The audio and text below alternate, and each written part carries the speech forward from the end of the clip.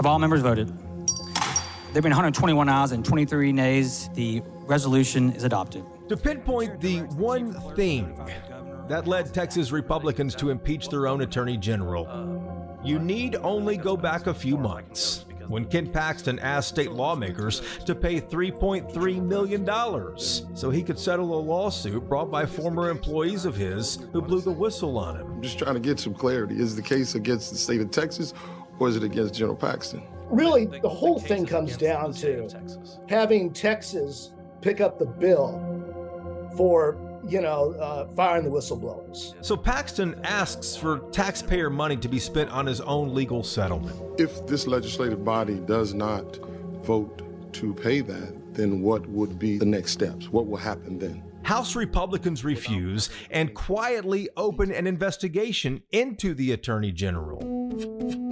The result of the legislature's investigation, that is what led to the 20 articles of impeachment. But let's back up here and put the pieces of this puzzle together. It mainly centers around one of Paxton's many political donors, a man named Nate Paul.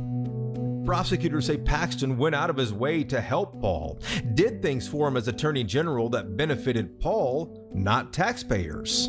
Things such as blocking public information requests to protect Nate Paul's records in the Texas Department of Public Safety, writing an official legal opinion as Attorney General to protect Nate Paul's properties from foreclosure, and appointing a special prosecutor, among other things, to investigate issues for Nate Paul. What in the world do you think Ken Paxton saw in Nate Paul? Look, he clearly should have had better judgment about Nate Paul. Obviously, he's facing very serious problems right now. There was chatter and I think doubt about his business empire, how quickly he emerged as a major player, really kind of out of nowhere, and the way he was operating, his flashy lifestyle.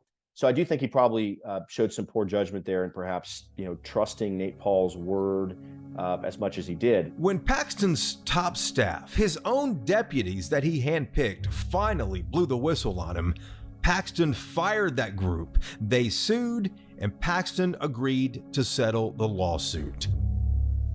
Problem is, he asked the state legislature to pay that settlement, $3.3 million of taxpayer money.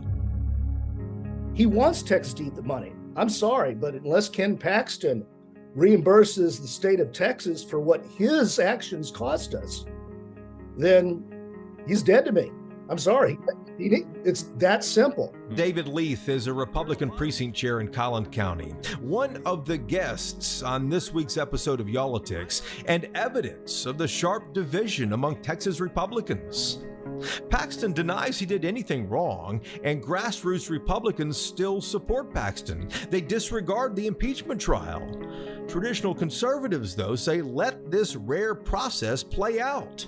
A unique political event that finally begins this week in Austin. In Dallas, I'm Jason Whiteley.